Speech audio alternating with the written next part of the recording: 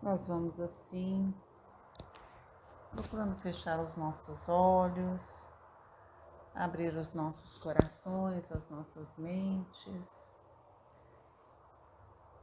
E assim, carinhosamente, nós vamos buscando sentir a presença amiga do nosso anjo da guarda, este companheiro de todas as horas. Nós vamos agradecendo por todo o carinho, por todo o amparo, por toda a inspiração que nos é dada. Nós vamos saudando e nos ligando a Maria, Mãe de Jesus, sentindo que ela nos envolve com o seu manto de proteção e nos leva à presença do seu Filho amado, nosso Mestre Jesus. Jesus querido e amado, nós te agradecemos por todos os teus ensinamentos, por tudo que faz por cada um de nós, pelo teu imenso amor, pelo teu Evangelho bendito, que nos direciona, que nos motiva a caminhar. Por todo o seu amor nós agradecemos e te pedimos ainda, Jesus,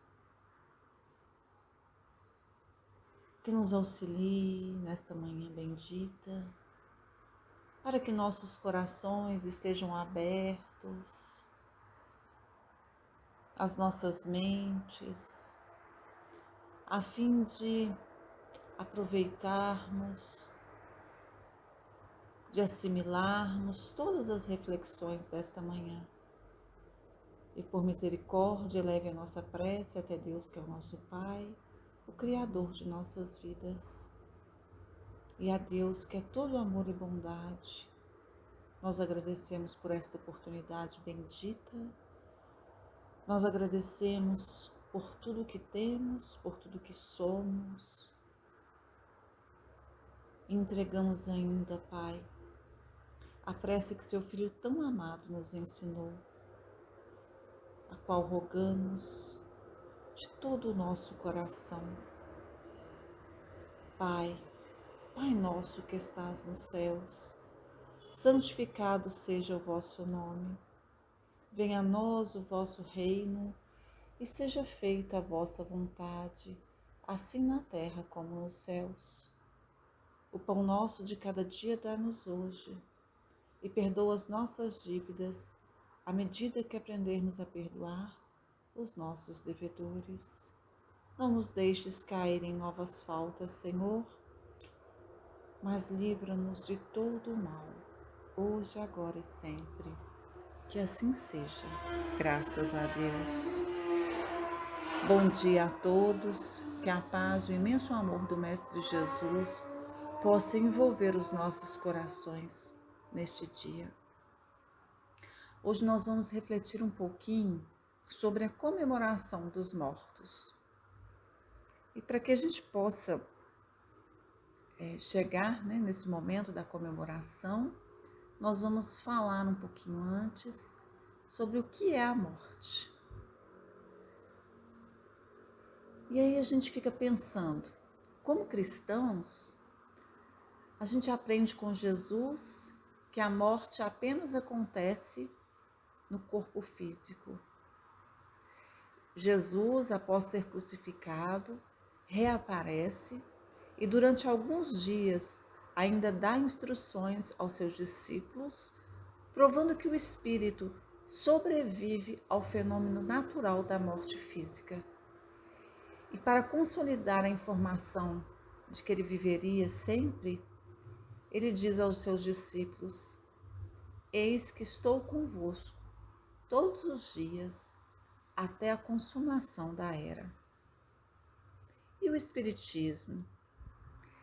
O Espiritismo ele vem contribuir para a nossa compreensão deste ensinamento de Jesus, buscando tirar toda a incerteza que temos com relação ao futuro, por meio das provas materiais que dá, da sobrevivência da alma e da existência dos seres no além-túmulo. O Espiritismo também nos mostra que a vida terrestre é apenas uma breve passagem, onde adquirimos larga experiência e retornamos para o plano espiritual, sem, no entanto, que se desfaçam nossos laços de amizade, amor, afeição e carinho. André Luiz, após desencarnado, assim que foi possível, trouxe notícias da vida que continua após a vida na Terra. Escreveu o livro Nosso Lar, que foi a primeira de várias obras, através de Chico Xavier, onde na primeira frase ele nos afirma: a vida não cessa, não para. E mais adiante ele compara a morte com um sopro renovador, ou seja, ao contrário da ideia de fim, ele fortalece a certeza de renovação. Assim, nossos mortos não estão mortos, nem dormem. Apenas largaram o corpo, desencarnaram. Mas o espírito continua vivo. Podemos comparar este processo a uma viagem que alguém que amamos muito faz para um lugar distante. E sabemos que por um período às vezes longo não poderemos visitá-lo. Isso não significa que aquele ser tão amado não esteja em parte alguma. Quando desencarnados, não deixamos de existir, só que estamos noutra dimensão que os olhos materiais não conseguem ver. E ao desencarnar, o espírito esquece aqueles que amou na Terra? Os espíritos nos afirmam que eles continuam a nos amar da mesma forma que antes de desencarnarem. A mudança de estado material para espiritual não os furta aos sentimentos doces cultivados durante a experiência terrena. São pais e mães queridas arrebatados pela desencarnação. Filhos, irmãos, esposos, seres amados. Aqueles que nos antecederam à vida espiritual continuam suas caminhadas, prosseguem no seu autoaprimoramento, construindo e reformulando o mundo íntimo na disciplina das emoções. À medida que vão se ambientando à nova condição, se adaptando, passam a realizar tarefas e estendem mãos auxiliadoras aos que aqui permaneceram. Encorajam ao amor, sustentam as energias para que não caiamos no desânimo, nos estimula a semear a felicidade nos outros para que sejamos felizes. E como podemos ajudá-los? Quanto aos nossos sentimentos, também permanecem. O fato de sabermos que estamos separados não faz que amemos menos. Naturalmente, o vazio da saudade ficará em nossos corações até um novo reencontro. Por vezes, as lágrimas nos visitam, mesmo quando lembramos daqueles que já se foram há muito tempo. Se essas lágrimas não vierem cheias de revolta, sentimento de perda irremediável, falta de aceitação, se conseguirmos transmitir a saudade eterna, estaremos contribuindo muito para a caminhada deles, no sentido de tranquilidade, e para nós também será saudável. Allan Kardec pergunta na questão 320 do Livro dos Espíritos, se quando lembramos daqueles que nos foram caros aos corações, se esses espíritos se sensibilizam. E os espíritos nos respondem: muito mais do que podeis supor. Quando já são felizes, essas lembranças aumentam sua felicidade. Ou se ainda não se sentirem felizes, as lembranças servem de conforto, alívio para eles. Podemos então refletir na importância de nossos sentimentos e na interferência deles na vida dos nossos entes queridos. Devemos sempre nos observar para que possamos emitir sentimentos de saudade sem revolta para que aquele que está no plano espiritual se sinta confortável e não sinta preocupação com o estado em que nos encontramos. Façamos uma comparação. Vamos mentalizar uma situação para que a gente possa tentar sentir como sentem os nossos entes que se foram. Imaginemos que somos nós os desencarnados. Pensemos também naquela pessoa que é muito amada por você e que ficou encarnada. Você se vê em frente ao seu anjo da guarda. Ele te convida a seguir adiante. Ele te recebe com todo amor e carinho, te convidando a conhecer o ambiente que agora você se encontra. Mas você começa a perceber, a sentir a revolta e angústia daquela pessoa que muito ama e que se encontra aqui na Terra. Você sente essa pessoa se entregando ao desespero, ao desânimo, buscando esquecer nos vícios a dor que sente. Ela procura culpar alguém pelo que te aconteceu e blasfema contra Deus por ter entendido que ele te arrancou dela. Você ficaria bem onde estivesse, sabendo que quem ama sofre tanto?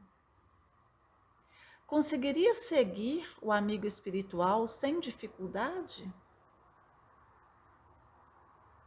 Agora façamos a mesma comparação, só que vamos mudando em nossa mente a reação daquele que ficou na Terra. Essa pessoa muito amada chora de saudade. Ela sente muito a sua partida, mas traz sempre em seu pensamento aqueles momentos em que foram muito felizes. E também ela eleva uma prece a Deus, pedindo a Ele, ao Pai, que guarda e proteja você, que está do outro lado agora. Essa pessoa procura seguir a sua caminhada terrena, caminhando com responsabilidade. E muitas vezes, levando adiante aqueles planos que tinham feito juntos. Como você sentiria nessa situação? Sabendo que ficou bem aquela pessoa amada, apesar de toda a saudade. Consegue perceber a diferença? Por isso, o Espírito Emmanuel, no livro Justiça Divina, nos mostra qual a atitude mais sensata a tomarmos para que aqueles que partem encontrem a paz e tranquilidade em nos deixar temporariamente. Ele diz assim: honra-lhes a memória, abraçando os deveres que te legaram, e ajuda-os para que avancem com a tua bênção, de modo a te prepararem lugar na pátria comum em que todos nos reuniremos um dia. E o que nos ensina a doutrina espírita a respeito da comemoração dos mortos? Na questão 321 de O Livro dos Espíritos, Kardec pergunta: o dia da comemoração dos mortos é para os espíritos mais solene, majestoso, especial do que os outros dias? Agrada aos espíritos vir ao encontro dos que vão orar nos cemitérios sobre seus túmulos? E os espíritos respondem: os espíritos acodem nesse dia ao chamado dos que da terra lhe dirigem seus pensamentos, como fazem noutro dia qualquer. Essa resposta dos espíritos vem confirmar o que dizemos anteriormente a respeito dos espíritos perceberem e sentirem os nossos pensamentos, os sentimentos que cultivamos com relação a eles. E quando eles dizem que atendem ao nosso chamado no dia de finados, como outro dia qualquer, podemos entender que os espíritos estão receptivos às nossas homenagens, aos nossos agradecimentos, aos sentimentos bons que endereçamos a eles em todos os momentos. Nessa mesma questão, Kardec ainda pergunta na letra A: mas o de finados é para eles um dia especial de reunião junto de suas sepulturas? E a resposta: nesse dia, em maior número, se reúnem nos cemitérios, porque então também é maior em tais lugares o das pessoas que os chamam pelo pensamento. Porém, cada espírito vai lá somente pelos seus amigos e não pela multidão dos indiferentes. Então, os espíritos nos esclarecem que aqueles que têm por hábito irem aos cemitérios nos dias de finados podem atrair o seu ente amado pelo pensamento. Mas observemos com carinho a resposta. Aquele espírito não reside no cemitério. Ele comparece ali para receber os bons sentimentos, a prece daqueles pelos quais nutrem simpatia. Se o espírito vai ali atender ao chamado de seus amigos, entes queridos, afetos, ele pode ir ao encontro do encarnado, estando o encarnado onde estiver.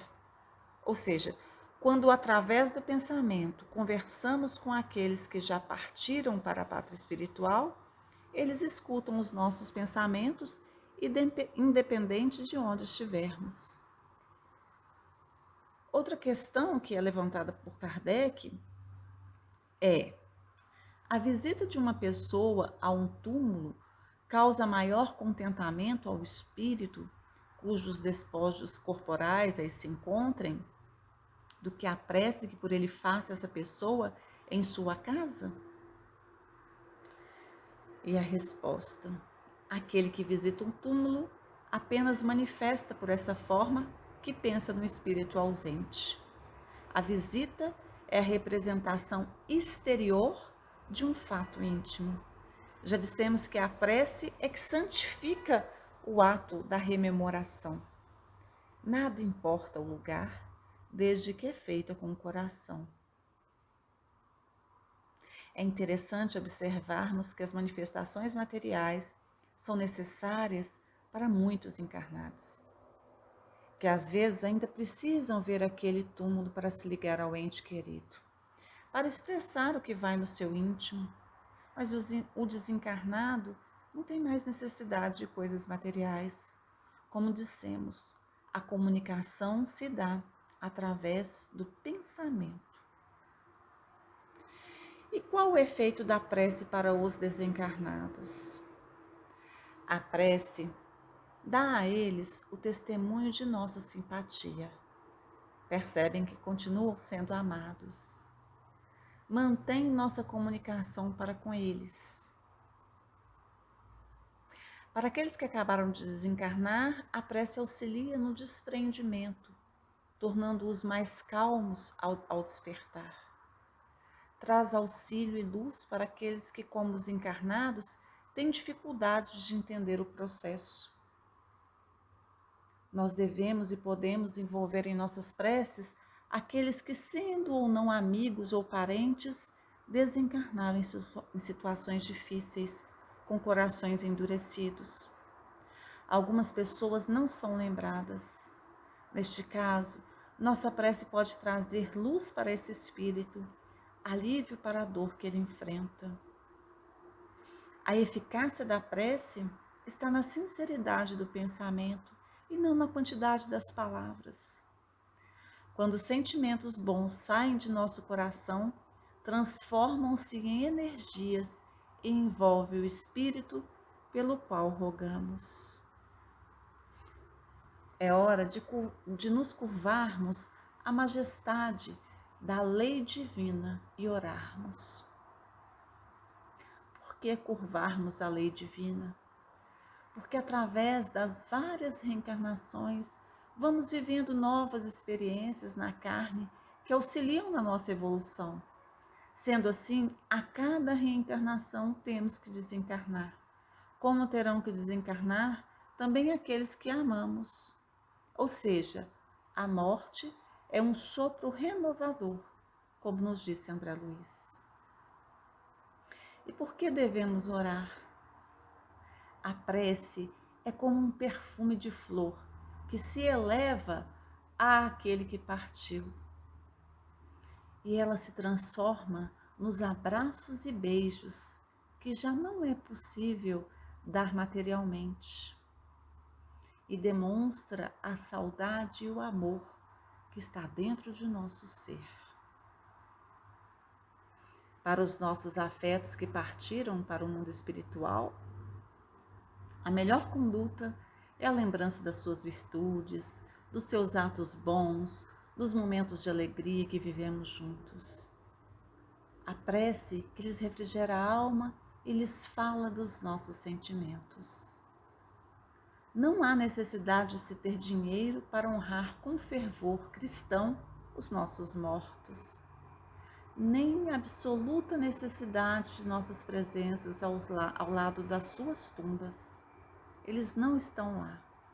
Espíritos libertos vivem no mundo espiritual, tanto quanto estão ao nosso lado, muitas vezes nos dizendo da sua igual saudade e do seu amor. Nesse sentido, desejamos que o dia de finados se torne em mais um dia em que homenageamos e oramos por nossos mortos do corpo, lembrando que seus espíritos recebem essas vibrações, estejam onde estiverem, desejando que todos aqueles que partiram antes de nós, a quem muito amamos, sejam muito felizes. Que Jesus os ampare sempre e nos fortaleça. Que assim seja. E assim, nós vamos mais uma vez fechando os nossos olhos e vamos retirando de nós os melhores sentimentos, o sentimento de amor, e vamos assim vibrando intenso amor pela paz e pelo bem do universo. Nós vamos vibrando muito amor pelo planeta Terra, vibrando muito amor por nossa pátria, nosso Brasil, vibrando muito amor por todos que sofrem, todos que se encontram sem esperança, por todos aqueles que se encontram desamparados. E vamos vibrando intenso amor por todos os nossos entes amados que já partiram para a pátria espiritual, envolvendo-os no sentimento de muita paz, harmonia e felicidade, vibrando também por todos os desencarnados, vibrando muito amor por aqueles que desencarnaram no último ano, nos últimos meses, através da Covid. Que a espiritualidade amiga possa ampará-los e fortalecê-los em bons sentimentos.